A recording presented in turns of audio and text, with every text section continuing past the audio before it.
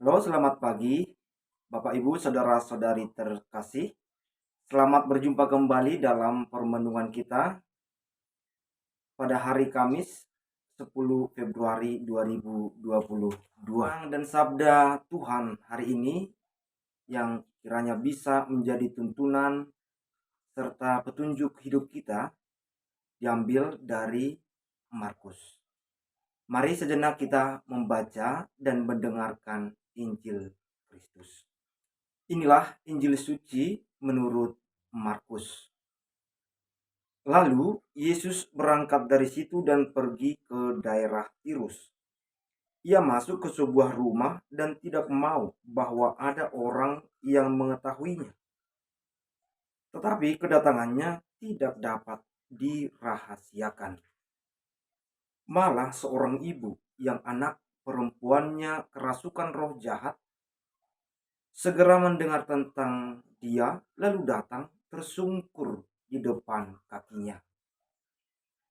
Perempuan itu seorang Yunani, bangsa Siro-Fenisia. Ia memohon kepada Yesus untuk mengusir setan itu dari anaknya. Lalu Yesus berkata kepadanya, "Biarlah anak-anak kenyang dahulu, sebab tidak patut mengambil roti yang disediakan bagi anak-anak dan melemparkannya kepada anjing." Tetapi perempuan itu menjawab, "Benar Tuhan, tetapi anjing yang di bawah meja juga makan remah-remah yang dijatuhkan anak-anak." Maka kata Yesus kepada perempuan itu, "Karena kata-katamu itu, pergilah sekarang, sebab setan itu sudah keluar dari anakmu." Perempuan itu pulang ke rumahnya, lalu didapatinya anak itu berbaring di tempat tidur, sedang setan itu sudah keluar. Demikianlah sabda Tuhan. Terpujilah Kristus. Bapak Ibu, saudara-saudari terkasih, hari ini gereja kita memperingati peringatan Santa Scholastica. Santa Scholastica adalah seorang perempuan yang mempersembahkan hidupnya, mempersembahkan kemurniannya demi kemuliaan Tuhan. Dia adalah adik kandung dari Santo Benedictus. Dia wafat sebagai seorang gadis yang sungguh suci murni, mempersembahkan keperawanannya demi kemuliaan Tuhan. Bapak Ibu, saudara-saudari terkasih, cara beriman yang ditunjukkan oleh perempuan Siro Venesia yang datang memohon dengan bersembah sujud di hadapan Yesus, supaya Yesus berkenan mengusir roh jahat atau setan yang merasuki anaknya.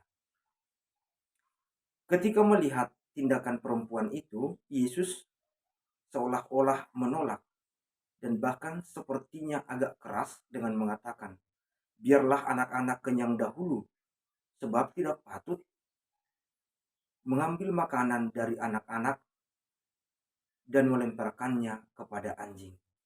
Bapak Ibu, saudara-saudari terkasih, anak-anak yang dimaksud di sini dalam tradisi Yahudi yaitu mereka yang merupakan keturunan Yahudi.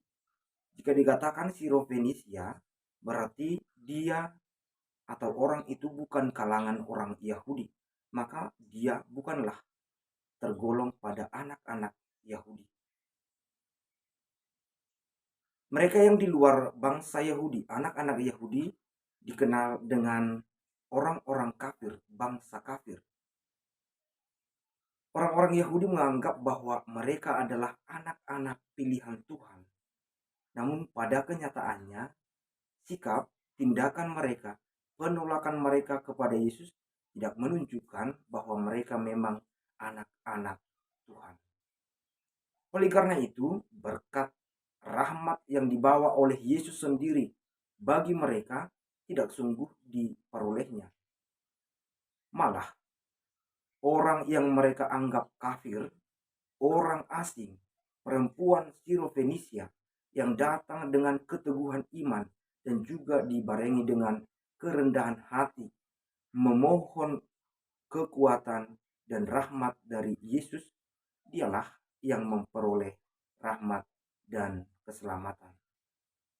Yesus menyembuhkan anaknya, mengusir roh jahat atau setan yang merasuki putrinya. Inilah berkat yang diperoleh oleh perempuan Sirofenisia ketika dia datang dengan teguh dan percaya bahwa Yesus sanggup membantunya, dan dia memintakan itu dengan getol dan juga dengan rendah hati. Bapak Ibu saudara-saudari terkasih, dari seluruh sabda Tuhan hari ini kita kiranya bisa merenungkan dengan rendah hati bahwa untuk memperoleh rahmat Tuhan, keselamatan dan berkat dari Tuhan, yang menjadi jaminannya adalah kita datang dengan iman yang kuat, percaya bahwa Yesus itu sanggup dan dia adalah Tuhan yang menjawab, memberikan segala rahmat, permohonan dan permintaan kita. Dialah yang menjamin hidup kita. Sebutan bahwa kita orang beriman tidak menjadi jaminan bahwa kita akan memperoleh rahmat itu jika kita tidak serius beriman dan mempercayai Yesus. Mereka yang akan memperoleh rahmat dan berkat Tuhan adalah mereka yang bersikap dan beriman seperti perempuan Sirofenisia yang getol, teguh beriman, dan datang memohon dengan rendah hati kepada Yesus.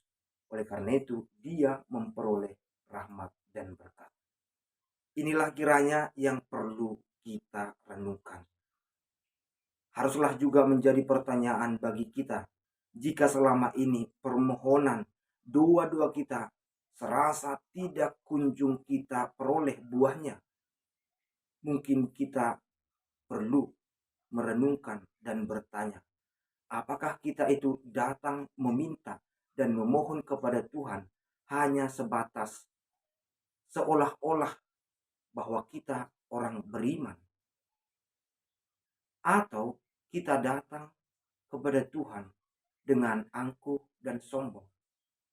Mungkin sikap ini ada ketika kita meminta dan memohon kepada Tuhan, merasa diri kita orang beriman dan kita akan didengarkan oleh Tuhan, merasa diri bahwa kita layak memperoleh rahmat ini, rahmat itu, permintaan ini, permintaan itu.